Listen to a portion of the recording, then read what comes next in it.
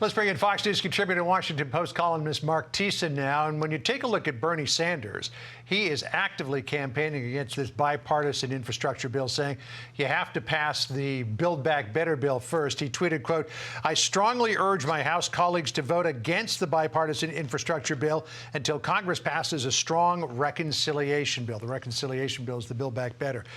If the progressive wing of the Democratic Party kills this bipartisan bill, could the president potentially be left with nothing? That's quite a real possibility. I mean, it's quite a day on Capitol Hill for President Biden. The House Armed Services Committee is grilling about his military commanders about his worst foreign policy debacle, and now at the same time on the other end of the Capitol, his domestic agenda is imploding, and what could be the first domestic debacle of his presidency. I mean, Joe Biden needs a win. Right? I mean, we've had the self-inflicted crisis of the border, the self-inflicted crisis in Afghanistan, and he desperately needs a win. The smart move would be he's got a bipartisan infrastructure bill, $1.2 trillion, passed with overwhelming bipartisan support in the Senate, put it on the president's desk, let him have a signing ceremony with Republicans and Democrats behind him applauding. I mean, has a White House ever needed that more than the Biden White House needs it now? But the left is holding the bipartisan bill hostage in order to insist that the Senate and the House both pass a $3.5 trillion bill, which Sinema and Manchin and a lot of House moderates say is not going anywhere at that price tag. So they're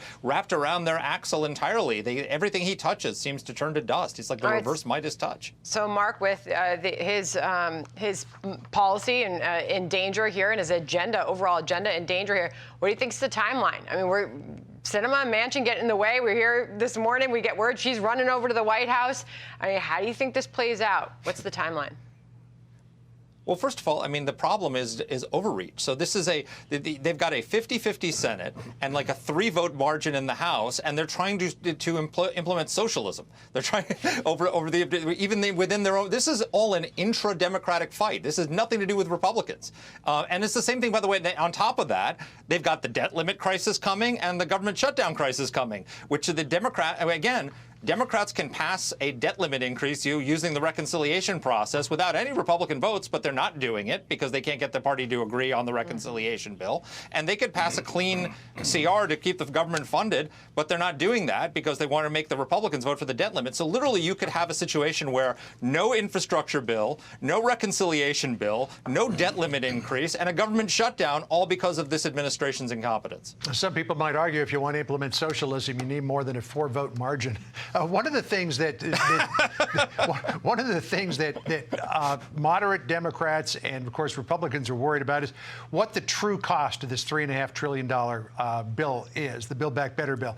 Back in July, I got an email from Maya McGinnis at the Committee for a Responsible Federal Budget who said, red flag here, and we'll put this up on the screen, the real cost could be somewhere between $5 and $5.5 trillion. And then she sent me an email just a couple of weeks ago in which she said it actually could add more than, not sure what that is, could add at least $4 trillion to the debt. So they're saying that this is paid for. First of all, it's not, because the CFRB says could add $4 trillion to the debt, and then the real cost could be somewhere between $5 and $5.5 trillion. What do you think? John, I don't know why you're spreading misinformation. It's free. It's zero. It costs a zero. Did you hear the president yesterday? Somebody said the other day the logic of that is... Why are you telling people these lies? Somebody the other day, Mark, said that the logic of that is that if you pay for a meal, you can say it was free because it was paid for. Yeah, I just paid my son's college bill, but I paid for it. I earned the money, so therefore college is free, right? It's paid for. I mean, this is absurd. I mean, first of all, and also, by the way, the tax increases that they want to do are only $2 trillion. So even if you take them at their word, that's $3.5 trillion, $5 trillion, whatever. It's still not paid for. But look, again, they've already passed $1.9 trillion of social spending masked as COVID relief, right? They've got another $1.2 trillion sitting there, like a ball on a golf tee, waiting for the president to swing and knock it out. And that's like $5.4 trillion in spending. If you're a Democrat, if you're a left-wing person who believes in big government, that's a victory. Take it. Why would you not take that? Instead, no, we have to have another 3.5 trillion, or we'll get nothing. It's like the sheriff in Blazing Saddles holding a gun to his head. I mean, they take the victory. Take the win.